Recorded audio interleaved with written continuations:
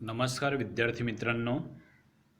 आपण याआधी आपलं पहिलं प्रकरण वितरणाचे नकाशे ते आपण पाहिलेलं आहे. आपलं पुढचं प्रकरण आहे अंतर्गत हालचाली. भूगर्भामध्ये अंतर्गत ज्या हालचाली होतात त्यांचा आपल्याला या ठिकाणी विचार करायचा. पान नंबर 9 वरती अंतर्गत हालचालींची सुरुवात होते. आपल्याला सुरुवातीलाच विचारलेलं आहे, सांगा पाहू. खालील बातमी वाचा, छायाचित्राचे निरीक्षण करा आणि प्रश्नांची उत्तरे द्या. या ठिकाणी आपल्याला एक बातमी दिलेली आहे, मृत्यूचे तांडव.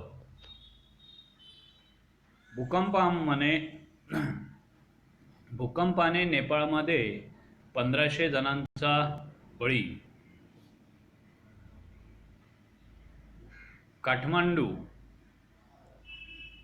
नेपाळमध्ये येथून जवळच असलेल्या लामजुंगमध्ये आज अर्ध्या तासाच्या अंतराने झालेल्या 7.9 रिश्टर स्केल आणि 6.6 रिश्टर स्केल क्षमतेचा 2 तीव्र भूकंपामुळे नेपाळसह भारत, पाकिस्तान, बांगलादेश, म्यानमार आणि तिबेटच्या काही भागाला जोरदार हादरा बसला. या भूकंपामुळे नेपाळमध्ये मोठं नुकसान झालं असून सुमारे 1500 जणांचा मृत्यू झाला असल्याने सरकारने जाहीर केले आहे. त्याशिवाय हजारो जण जखमी झाले आहेत. ढिगारे उपसण्याचे काम रात्री उशिरापर्यंत सुरू असल्याने ही संख्या आणखी वाढण्याची शक्यता आहे. नेपाळमध्ये गेल्या 80 वर्षांमध्ये झालेला हा सर्वात मोठा भूकंप आहे. भारताने नेपाळच्या मदतीसाठी तातडीने मदत पथके रवाना केली आहेत. सकाळी 11:40 वाजता बसलेल्या आणि 30 सेकंद ते 2 मिनिटपर्यंत चाललेल्या या तीव्र भूकंपाचे हादरे भारतातील उत्तर, दक्षिण आणि ईशान्येकडील 22 राज्यांसह बांगलादेश तसंच पश्चिमेकडील पाकिस्तानातील लाहोर तसंच तिबेटपर्यंत जाणवलं. तिबेटमध्ये भूकंपामुळे 12 जण ठार झाले तर 20 जण जखमी झाले आहेत.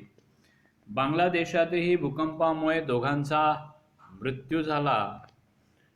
100हून अधिक लोक जखमी झाले आहेत. भूकंपाचा मोठा धक्का जाणवल्यानंतरही सुमारे तासभर त्याचे हादरे जाणवत होते. भारतातही विविध राज्यांमध्ये मिळून 53 नागरिकांचा मृत्यू झाला असून 200 जण जखमी झाले आहेत.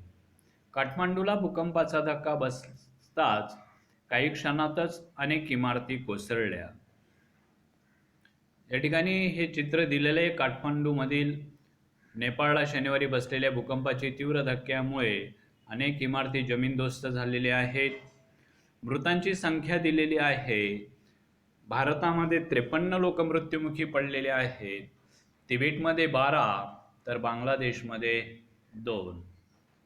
त्याचप्रमाणे आणखी इकडे वेगळी माहिती दिलेली आहे. 2 मोठे हादरे.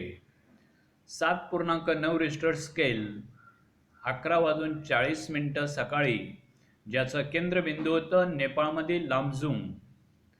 तसंच 6.6 रिश्टर स्केल जो 12:19 दुपारी त्याचा धक्का बसलेला आहे. त्याचंही केंद्र होतं लामजुंग, नेपाळ. हा जो काही भूकंप आहे, हा भूकंप 11 किलोमीटर भूगर्भामध्ये त्याचं केंद्र होतं. 2 भूकंपानंतर आणखी 17 हादरे बसलेले आहेत. धक्के 30 सेकंद ते 2 मिनिटांपर्यंत बसलेले असून भारत, बांगलादेश, पाकिस्तानलाही जोरदार हादरे बसलेले. भारतामध्ये ज्या 22 राज्यांना हादरे बसलेले आहेत त्याच्यामध्ये पूर्व भारतामधील पश्चिम बंगाल, ओडिसा, पश्चिम भारतातील महाराष्ट्र, गुजरात, महाराष्ट्रामधील मुंबई, नागपूर, चंद्रपूर, अकोला, तर दक्षिण भारतामध्ये आंध्र प्रदेश, केरळ, कर्नाटक, तर उत्तर भारतामध्ये जम्मू काश्मीर, हिमाचल प्रदेश, पंजाब, उत्तराखंड, उत्तर प्रदेश, दिल्ली, राजस्थान. मध्य भारतामध्ये मध्य प्रदेश, झारखंड, बिहार, छत्तीसगड आणि ईशान्य भारतामध्ये त्रिपुरा, मिझोराम, सिक्कीम, आसाम. अशा प्रकारे ही बातमी आहे. या बातमीचं वाचन आपण या ठिकाणी केलेलं आहे. त्यानुसार आपल्याला विचारलेल्या प्रश्नांची उत्तरं द्यायची आहे. पहिला प्रश्न आपल्याला विचारलेला आहे, मृत्यूचे तांडव कशामुळे झाले? त्याचं शीर्षकच बघा, भूकंपाने नेपाळमध्ये 1500 जणांचा बळी. म्हणजे मृत्यूचे तांडव कशामुळे झालेला आहे? भूकंपामुळे. या भूकंपाची तीव्रता किती होती? या ठिकाणी दिलेले बघा, 7.9 रिश्टर स्केल आणि 6.6 रिश्टर स्केल. संबंधित भूकंपामुळे सर्वात जास्त बाधित झालेला देश कोणता? बघा, भूकंपाने नेपाळमध्ये 1500 जणांचा मृत्यू म्हणजे सर्वात बाधित नेपाळ. भूकंपाचे केंद्रस्थान कोठे होते? बघा, इथे दिलेलं आहे केंद्रबिंदू नामजुंग, नेपाळ. आपत्तीग्रस्त देश कोणते? आता आपत्तीग्रस्त देश कोणते आहेत? भारत, पाकिस्तान, बांगलादेश, म्यानमार, तिबेट आणि नेपाळ. भूकंपाचं केंद्र किती खोलवर होतं? तर भूगर्भामध्ये जवळजवळ 11 किलोमीटर ते खोल होतं. भूकंपामुळे कोणकोणत्या प्रकारची हानी झाल्याचे दिसते? भूकंपामुळे जीवित आणि वित्तहानी झाल्याचं आपल्याला दिसतं. तुमच्या मते भूकंप घडण्यामागचे कारण काय असावे? पृथ्वीच्या अंतर्गत हालचालींमुळे भूकंप घडतात असं आपल्याला वाटतं. तुम्हाला कधी अशा भूकंपाचा अनुभव आला आहे का? याविषयी चर्चा करा. तुम्हाला तो आलेला असेल तर त्याविषयी चर्चा करायची. आता आपण प्रत्यक्ष पुढच्या भागाकडे वळूया. पृथ्वीवरती काही वेळेस नैसर्गिक घडामोडी होत असतात. अनेक नैसर्गिक घडामोडी पृथ्वीवरती वारंवार होत असतात, ज्याच्यामध्ये प्रामुख्याने महापूर आहेत, वादळे आहेत, हिमवर्षाव आहे, अतिवृष्टी आहे, यासारख्या बाबी त्या ठिकाणी होत असतात. तसंच भूपृष्ठाखालील हालचालींमध्ये भूकंप होतात आणि ज्वालामुखीचे उद्रेक यासारख्या नैसर्गिक घडामोडी होत असतात. आणि या नैसर्गिक घडामोडींमुळे पृथ्वीवरील सजीवांसाठी या घडामोडी म्हणजे मोठी आपत्ती असते. नैसर्गिक आपत्तींमुळे मोठ्या प्रमाणामध्ये जीवित आणि वित्तहानी होत असते. कुठल्याही प्रकारची नैसर्गिक आपत्ती असो, मग ते महापूर असो, वादळ असो, हिमवर्षाव असो, अतिवृष्टी असो, की भूकंप आणि ज्वालामुखीचे उद्रेक असो, कोणतीही नैसर्गिक आपत्ती असेल तर या नैसर्गिक आपत्तींमुळे मोठ्या प्रमाणामध्ये जीवित आणि वित्तहानी होत असते.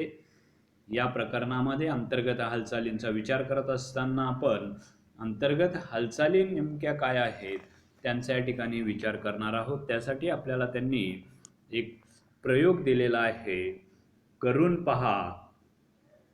आकृती 2.2 मध्ये दाखवल्याप्रमाणे वह्या एकमेकांवरती ठेवा. त्यावर चित्रात दाखवल्याप्रमाणे खडू ठेवा. म्हणजे अशा प्रकारे त्या ठिकाणी या वह्या अशा ठेवायच्या आहेत आणि त्यांच्यावरती प्रामुख्याने खडू, डस्टर नसेल तर कंपास ठेवा, खोडरबर ठेवा. म्हणजे अशा प्रकारे, किंवा टोकयंत्र ठेवा. म्हणजे अशा 3-4 वस्तू त्या ठिकाणी उभ्या करायच्या. आणि ह्या 3-4 वस्तू उभ्या केल्यानंतर काय करायचं तर एकदम एक वही अशा प्रकारे ही एक वही त्या ठिकाणी काढून घ्यायची. वरच्या वह्या हलणार नाही त्याची दक्षता घ्यायची आहे. एकदम ती वही काढायची म्हणजे वहीच्या वह्या हलणार नाही. आणि त्यानंतर काय झालं त्याचं निरीक्षण करा. आपण वरच्या वह्यांना धक्का लागणार नाही, त्या हलणार नाहीत याची दक्षता घेतली होती. परंतु ही वही काढल्यामुळे, ही जी वही आहे ही आपण काढल्यामुळे हे डस्टर, खडू, रबर जे आपण उभे ठेवलेले होते ते पडलेले आहेत. तसंच आकृती क्रमांक 2.3 अ या 2.3 अ मध्ये तसंच करायचंय. खडू, डस्टर, टोकाचं काही यंत्र असेल ते, रबर, अशा 3-4 वस्तू या ठिकाणी पुन्हा ठेवायच्या आहेत. आता आकृती क्रमांक 2.3 ब मध्ये या ठिकाणी वह्यांना कुठल्याही प्रकारचा धक्का न लावता आपण मगाशी जे आहे ते कुठल्याही प्रकारचे धक्का न लागता एक वही काढली होती. परंतु इथे तसं नाही करायचंय. इथे ह्या ज्या काही वह्या आहेत या वह्यांना हळूच एक धक्का द्यायचा आहे. हळूच धक्का दिल्यावर काय होणार, या ठिकाणी तुमचं डस्टर, खडू जे काही साहित्य ठेवलेलं आहे ते पडणार. त्यानंतर पुन्हा थोडा जोराचा धक्का द्या. काय होतं तर त्या वस्तू खाली पडतील वगैरे वगैरे. बरोबर. म्हणजेच याचाच अर्थ भूकंप आणि ज्वालामुखी या ज्या काही घटना आहेत, या भूकंप आणि ज्वालामुखी या घटना पृथ्वीच्या अंतरंगातील अस्थिरतेमुळे घडत असतात. आणि ही अस्थिरता पृथ्वीच्या अंतर्गत हालचालींमुळे निर्माण होत असते. भूपृष्ठांतर्गत हालचाली मुख्यतः प्रावरणाच्या वरच्या थरामध्ये होत असतात. प्रावरणातील किरणोत्सारी पदार्थातून प्रचंड प्रमाणामध्ये ऊर्जा निर्माण होत असते आणि ह्या ऊर्जा लहरी एका ठिकाणाहून दुसऱ्या ठिकाणी जात असतात.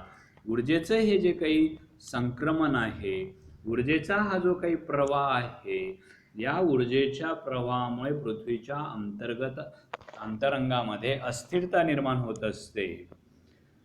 स्वाभाविकच ही अस्थिरता निर्माण झाल्यामुळे अंतर्गत भू हालचाली त्या ठिकाणी होत असतात आणि मग या अंतर्गत भू हालचालींचं वर्गीकरण त्या ठिकाणी केलं जातं. त्याच्यामध्ये गती, दिशा आणि भूरूपांवर आधारित त्यांचं वर्गीकरण करावं लागतं आणि मग त्यानुसार आपल्याला पुढचा भाग विचारात घ्यावा लागतो. आता या ठिकाणी अंतर्गत भू हालचालींचं वर्गीकरण बघा. गतीनुसार, दिशा आणि भूरूपे. आधी गतीचा आपण विचार करू. गतीमुळे काय होतात, मंद भू हालचाली सातत्याने होत असतात की जे सतत चालू असतात परंतु लक्षात येत नाही, ज्याच्यामुळे पर्वतांची आणि खंडांची निर्मिती होत असते.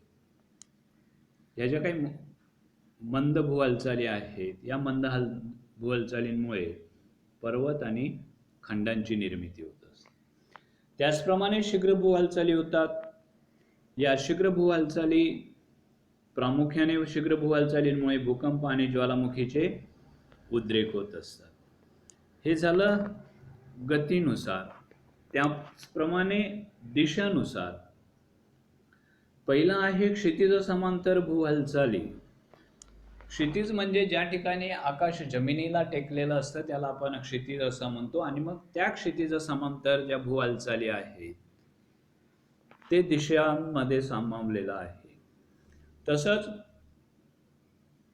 या दिशांमध्ये आणखी एक भाग आहे, तो म्हणजे ऊर्ध्वगामी हालचाली आणि अधोगामी हालचाली. भू अंतर्गत भागामध्ये भूपृष्ठाकडे येणाऱ्या लहरी, भू हालचाली आणि भूपृष्ठाकडून आत जाणाऱ्या हालचाली अशा ऊर्ध्वगामी आणि अधोगामी अशा दोन प्रकारच्या हालचाली आहेत. तसंच भूरूपे खंडजन्य म्हणजे ज्याच्यामुळे भूकंप, पठार किंवा उच्चभूमी निर्माण करतात, त्यामुळे भूनिर्माण करणाऱ्या हालचाली त्यांना म्हटलं जात असतं, किंवा पर्वतजन्य ज्याच्यामुळे वलीकरण किंवा प्रस्तरभंगासारखे पर्वतांची निर्मिती होत असते. आता या ठिकाणी हे जे काही मंद भू हालचाली आहेत, या मंद भू हालचालींचा भूकवचावरती जे परिणाम होतात त्याच्यामध्ये पर्वतांची निर्मिती होते आणि खंडांची निर्मिती होत असते. पर्वत आणि खंडांची निर्मितीच्या स्वरूपामध्ये या मंद भू हालचाली आपल्याला या ठिकाणी दिसून. आता या ठिकाणी लहरींच्या हालचालींची दिशा, दाब, ताण, तसंच लहरींच्या हालचालींच्या दिशा, त्यामुळे खडकांवरती होणारा परिणाम आणि मृदू खडकावरती होणारा परिणाम.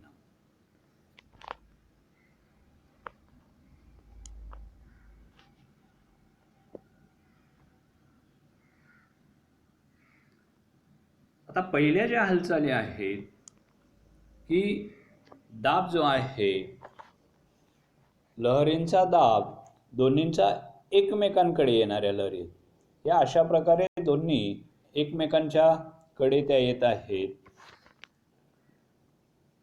स्वाभाविकच असा दाब पडल्यामुळे कठीण खडकावरती जो परिणाम होतो त्याचा काही भाग दाबला जातो, तर काही भाग म्हणजेच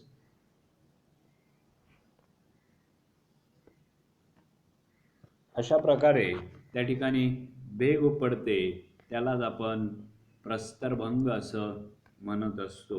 म्हणजे या ठिकाणी हा भाग उंच उचलला गेला तर हा भाग खाली खचला, हा झाला कठीण खडकावरती होणारा परिणाम.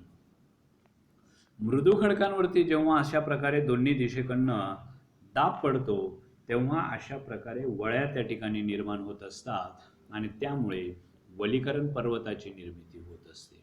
हा दोन्ही दिशांनी दाब पडल्यामुळे झालेला परिणाम आहे.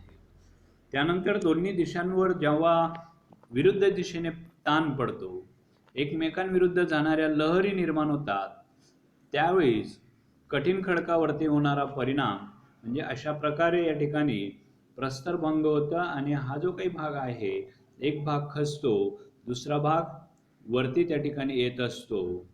आणि मृदू खडकांवरती होणारा परिणाम म्हणजे या ठिकाणी अशा प्रकारे दरीसारखा भाग त्या ठिकाणी निर्माण होत असतो.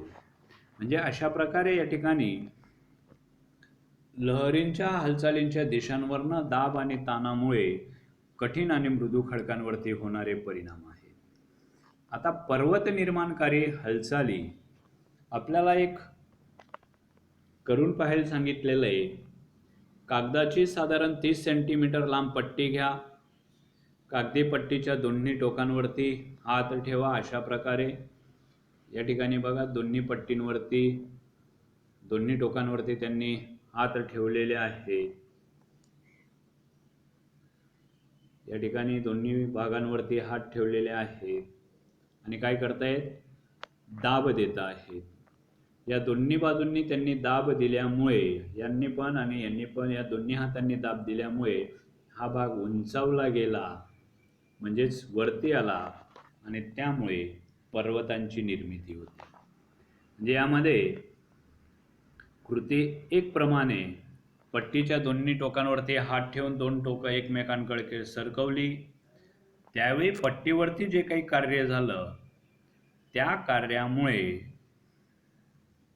ज्याला आपण दाब असं म्हणतो, हे जे काही कार्य झालं या कार्यामुळे पट्टीच्या दोन्ही बाजूंकडील पट्टीच्या केंद्राकडे दाब दिला गेला. पर्यायाने पट्टी सरकली, तिला घड्या पडल्या. अशा प्रकारे त्या ठिकाणी घड्या पडल्या. अशाच प्रकारे भूकवचामध्ये दाबामुळे हालचाली निर्माण होतात आणि त्यामुळे घड्या पडत असतात. त्यामुळे वली पर्वतांची निर्मिती होत असते. तर या ठिकाणी आपल्याला वली पर्वत त्या ठिकाणी दिलेला आहे. वेगवेगळे वलीपर्वताचे उदाहरणं त्या ठिकाणी दिलेली आहेत. पृथ्वीचा जो काही अंतर्गत भाग आहे, या पृथ्वीच्या अंतर्गत भागामध्ये ऊर्जेचं वहन होत असतं. या ऊर्जा लहरींमुळे मृदू खडकांच्या थरावर क्षितिज समांतर आणि एकमेकांच्या दिशेने दाब पडून वळ्या पडतात. या ठिकाणी अशा प्रकारे दाब पडतो दोन्ही बाजूंनी, आणि अशा प्रकारे दाब पडल्यामुळे अशा प्रकारे वळ्या त्या ठिकाणी निर्माण होत जात असतात. पर्यायाने त्यांची गुंतागुंत वाढत जाते. पर्यायाने हा जो पृष्ठभाग आहे हा वरती उचलला जातो आणि अशा प्रकारे वली पर्वतांची निर्मिती होत असते. या अशा प्रकारचे वली पर्वतांची निर्मितीमध्ये हिमालय हा वली पर्वत आहे, अरवली हा वली पर्वत आहे, त्याचप्रमाणे रॉकी, अँडीज, आल्प्स हे जे काही पर्वत आहेत हे वली पर्वताची उदाहरणं आहेत. या ठिकाणी हे वलीकरण दाब पडल्यामुळे वलीकरण कशा प्रकारे निर्माण होतं, हा अशा प्रकारे वलीकरणाचा भाग आहे. हा पर्वताचा वलीकरणाचा भाग या ठिकाणी आहे. तर आपल्याला दुसऱ्या चित्रामध्ये हिमालय या वली पर्वताची प्रतिमा आपल्याला या ठिकाणी दिलेली. त्यानंतर पुढचा भाग आहे करून पहा. मगाशी जसं आपण एक कागदी पट्टी घेतली होती तशीच पातळ कागदाची एक पट्टी घ्यायची आहे.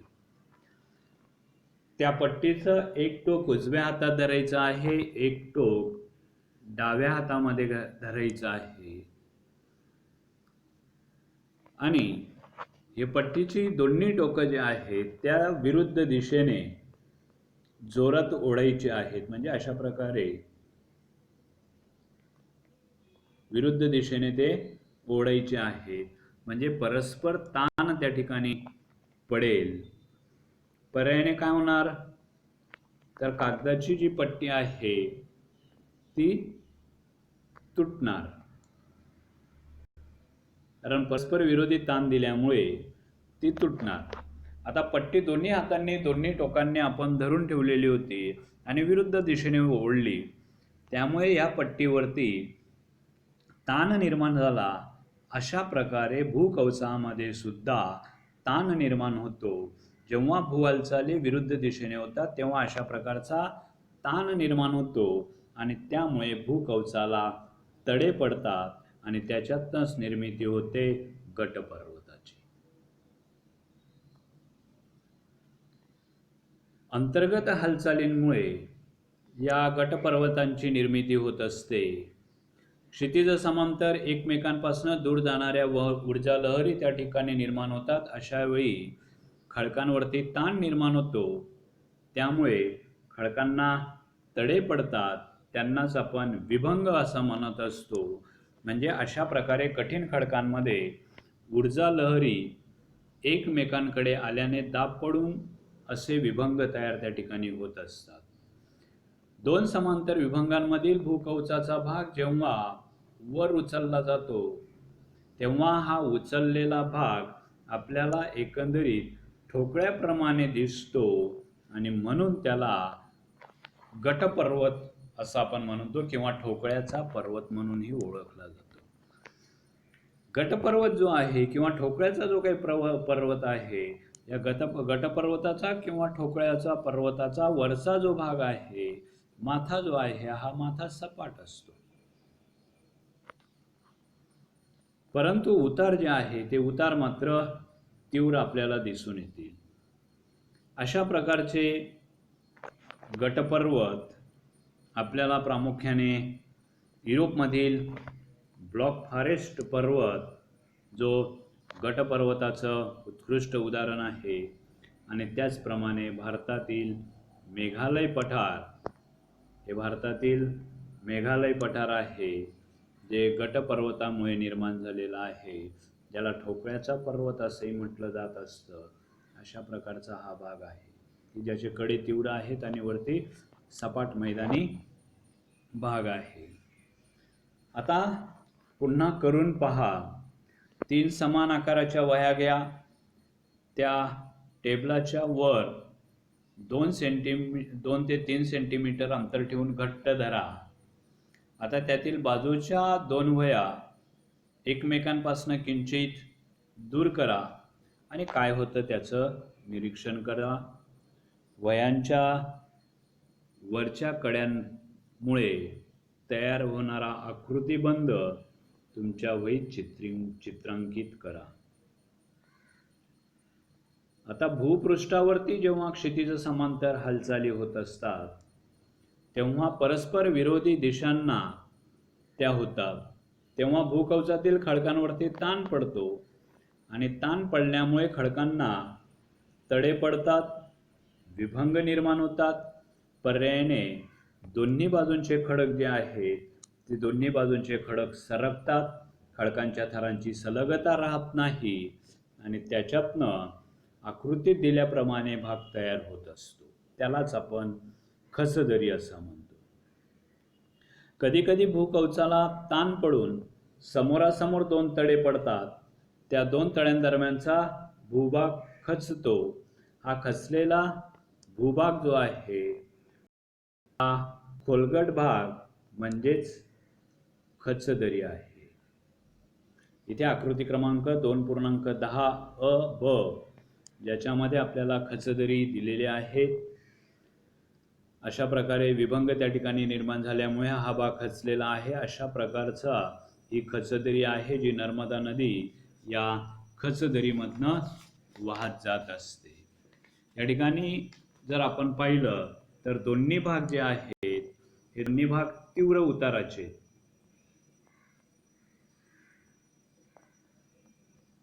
हे दोन्ही भाग तीव्र उताराचे आपल्याला त्या ठिकाणी दिसून येतील.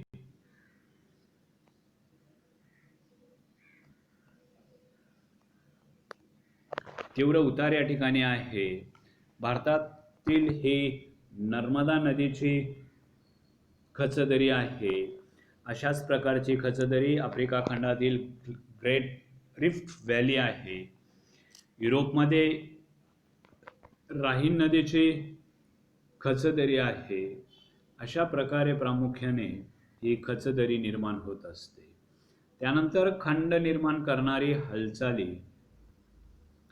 मंद भूहालचाली पृथ्वीच्या केंद्राकडे किंवा भूकवचाच्या दिशेने होतात. या ज्या हालचाली आहेत या हालचालीमुळे भूकवचाचा विस्तीर्ण भाग हा वर उचलला जातो किंवा खचतो. भूकवचाचा भाग समुद्रसपाटीपासून वर उचलला गेल्यामुळे खंडांची निर्मिती होते आणि म्हणून या ज्या हालचाली आहेत या हालचालींना खंड निर्माण करणाऱ्या हालचाली म्हणून ओळखल्या जातात. समुद्र सपाटीपासून वरती उचलला गेला म्हणून खंडांची निर्मिती होते आणि या भूहालचालींना खंड निर्माणकारी हालचाली अशा म्हणून ओळखलं जातं. अशा हालचालींमुळे विस्तीर्ण पठारांची निर्मिती होत असते. परंतु मूळचा भाग जो आहे हा खाली खचलेला असतो, समुद्र सपाटीच्या खाली जातो आणि अशा वेळी तो भूभाग सागराच्या पाण्याखाली जाऊन सागर तळाचा भाग बनतो. म्हणजे अशा प्रकारे खंड निर्माण करणाऱ्या हालचाली आहेत. त्यानंतर शीघ्र भू हालचाली.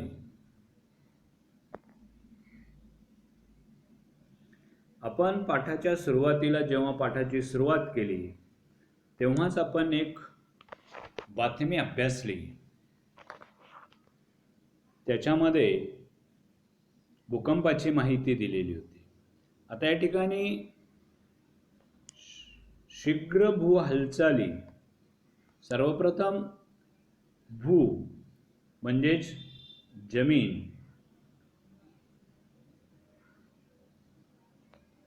आता जमिनीवरती होणाऱ्या शीघ्र गतीने जलद गतीने होणाऱ्या हालचाली आणि दुसरा भाग आहे भूकंप, जे आपण सुरुवातीची बातमी वाचली.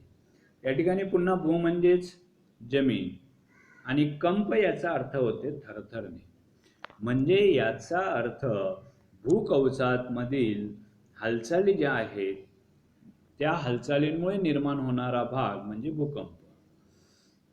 भूकंपाची तीव्रता आणि परिणाम याची माहिती आपण सुरुवातीला करून घेतलेली आहे. आता आपण पृथ्वीच्या अंतरंगातील भूकंप आणि ज्वालामुखी या शीघ्र हालचालींचा विचार करणार.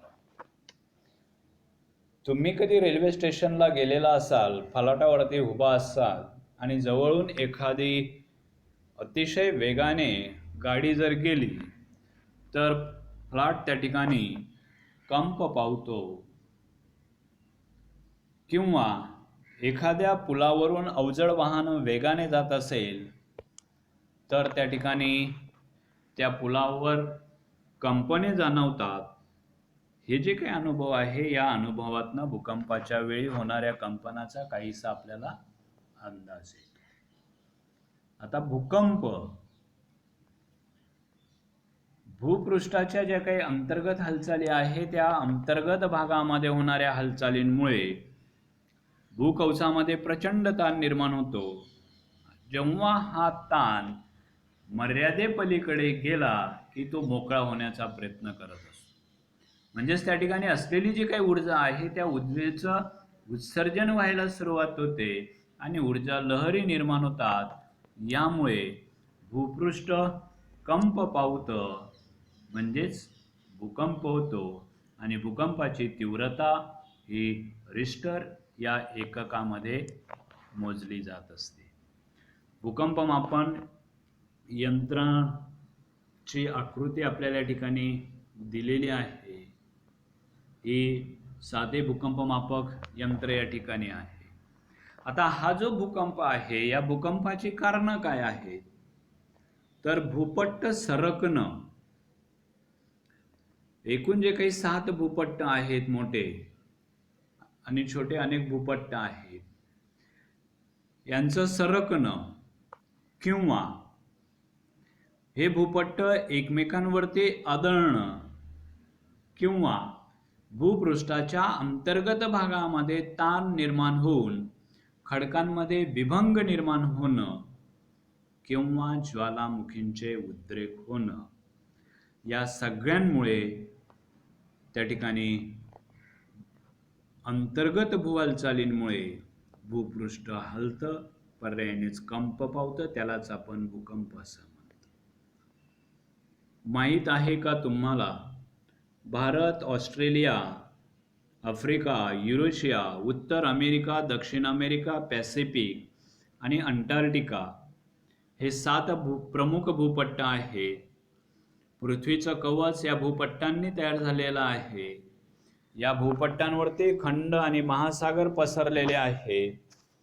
पृथ्वीच्या प्रावरणामध्ये निर्माण होणाऱ्या दाब आणि ताणानुसार हे भूपट्ट वेगवेगळ्या दिशेने त्या ठिकाणी सरकत असतं आणि त्यामुळे प्रामुख्याने भूकंप त्या ठिकाणी होत असतात. आता भूकंप नाभे आणि अपिकेंद्र. आकृती क्रमांक 2.12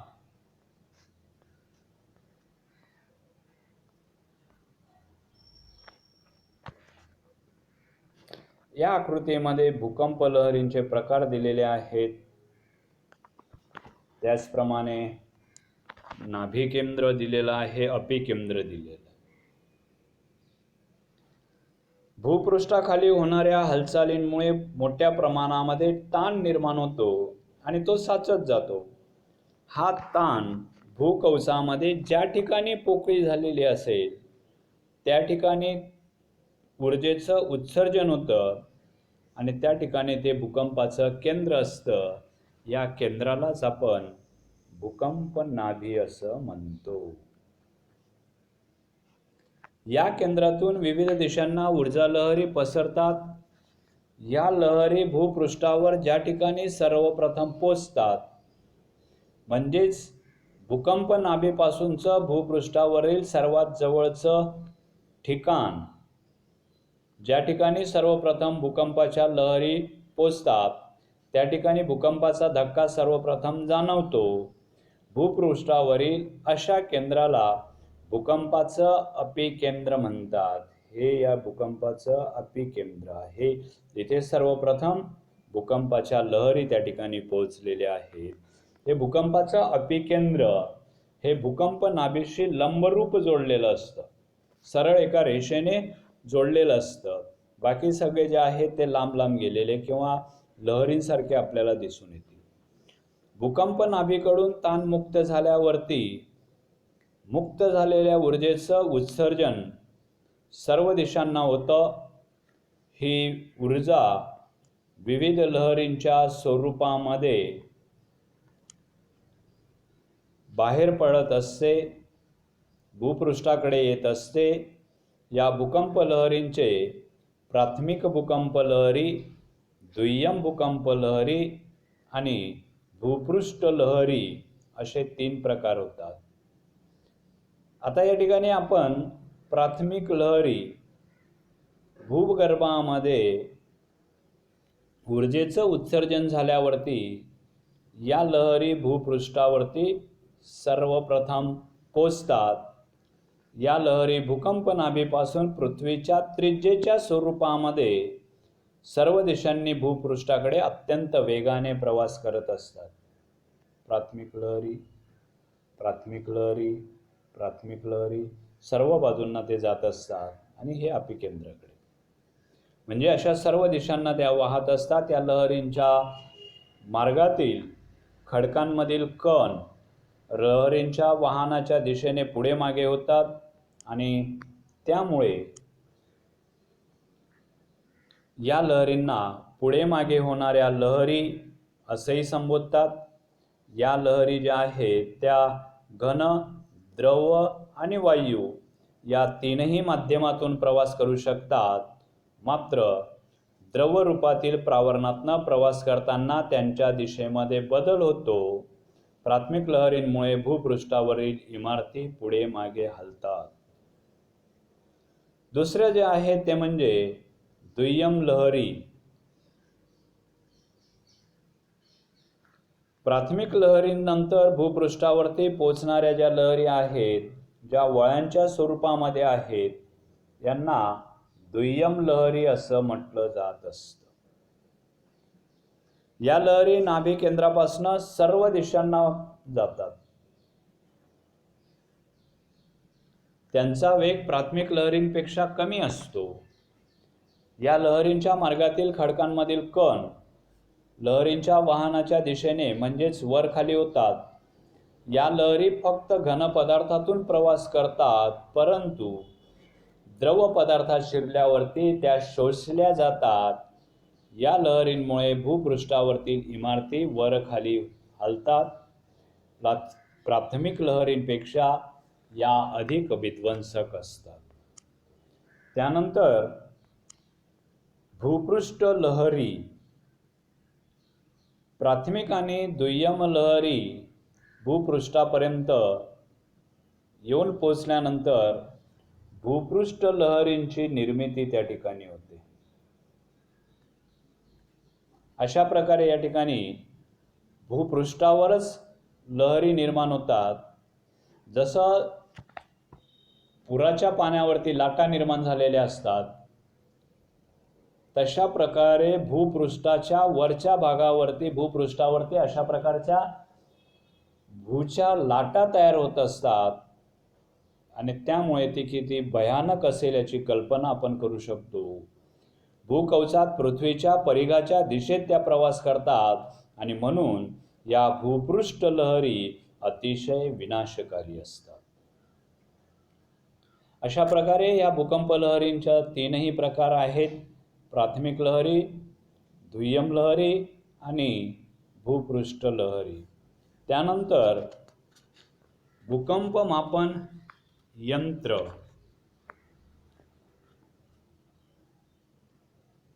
या यंत्राद्वारे भूकंप लहरींचा आलेख आपल्याला काढता येतो आणि हा आलेखाचा अभ्यास करून भूकंपाची तीव्रता किती आहे ते आपल्याला त्याच्यावरनं कळते. या ठिकाणी आकृती क्रमांक 2.11 मध्ये आपण साधे भूकंप मापन यंत्र पाहिलं.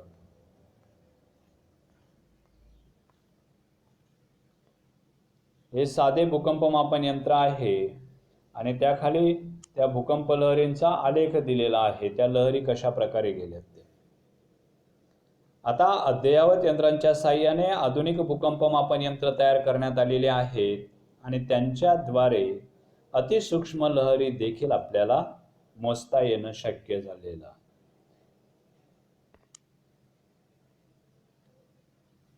आता आपल्याला हे करून पहा. एक स्प्रिंगच्या वजन काटा त्या ठिकाणी घ्यायला सांगितलेला आहे आणि त्याच्या हुकाला एक पिशवी अडकवायची.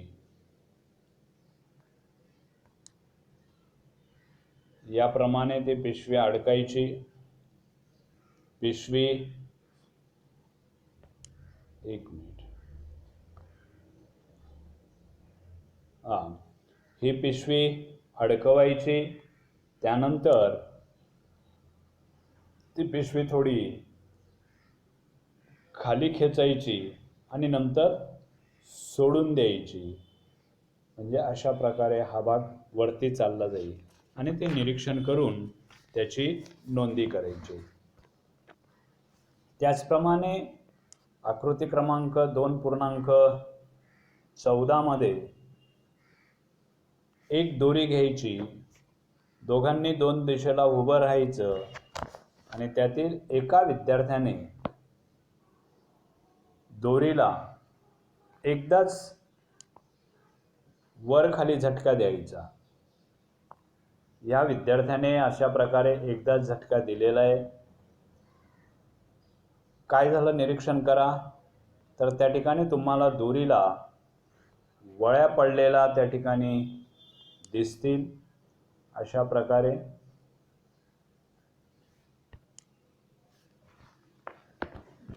तसंच एका मोठ्या ताटामध्ये रांगोळी पसरा. आता ताटाखालील बाजूकडून जोराने टिचक्या मारायच्या. या ठिकाणी आपण रांगोळी घेतली आणि इथे आपण खालून टिचक्या मारलेल्या. काय होतं त्याचं निरीक्षण करा. आता या ठिकाणी आपण ह्या ज्या काही दोन्ही कृती अभ्यासल्या, दोरीचा प्रयोग आणि रांगोळीचा प्रयोग, त्यांची तुलना जर आपण केली तर भूकंप लहरींच्या प्रकारांशी आपण करण्याचा प्रयत्न केला तर भूकंप लहरी कशा प्रकारे आहेत हे आपल्याला लक्षात. आता या भूकंपाचे परिणाम सगळ्यात महत्त्वाचं, जमिनीला तडे पडतात. भूकंपाचा हा सर्वात मोठा पहिला परिणाम आहे की ज्या ठिकाणी थोडासा वेग असेल त्या ठिकाणी तो भूकंप लहरी सर्वप्रथम बाहेर पडण्याचा प्रयत्न करतात, म्हणजे जमिनीला त्या ठिकाणी तडे पडतात. त्यानंतर भूमिपात होऊन दरडी कोसळतात. मोठमोठे जे काही डोंगर वगैरे असतात त्यांचे कळस त्या ठिकाणी कोसळून येतात. काही वेळा भूजल जे आहे हे भूजल आपला मार्ग बदलतात किंवा विहिरींना एकदम पाणी येतं किंवा विहिरी एकदम कोरड्या सुद्धा पडतात. कारण भूअंतर्गत हालचालींमुळे अनेक घटना त्या ठिकाणी होत असतात. काही प्रदेश उंचावला जातो तर काही प्रदेश खचतो. कारण आपण भूपृष्ठ लहरी जे पाहिली, विशेषतः ही जी काही भूपृष्ठ लहरी आहे ही प्रामुख्याने आपल्याला त्या ठिकाणी लाटांसारखी दिसते आणि त्यामुळे भूपृष्ठाचा काही भाग खचला जातो तर काही भाग वरती उचलला जात असतो. तशाच प्रकारे सागराच्या पाण्यामध्ये सुनामी लाटा तयार होत असतात. या लाटांमुळे किनारी भागामध्ये मोठ्या प्रमाणामध्ये जीवित आणि वित्तहानी त्या ठिकाणी होत असते. सुनामी लाटांमुळे मोठ्या प्रमाणामध्ये जीवित आणि वित्तहानी होत असते. हिमाच्छादित प्रदेश असतील तर त्यांचे हिमकडे कोसळतात. इमारती कोसळून मोठ्या प्रमाणात जीवित आणि वित्तहानी होत असते. तसंच भूकंपामुळे वाहतुकीचे मार्ग खंडित होतात, संदेशवहन व्यवस्था कोलमडते. अशा प्रकारे या ठिकाणी भूकंपाचे परिणाम आहेत आणि म्हणून भूकंपाच्या वेळी प्रत्येकाने आपल्या स्वतःच्या रक्षणासाठी काही दक्षता घेणं आवश्यक असतं. अशा प्रकारे या शीघ्र भूहालचालींमुळे निर्माण होणारा भूकंप आहे ज्वालामुखीचा विचार आपण दुसऱ्या भागामध्ये पाहूया.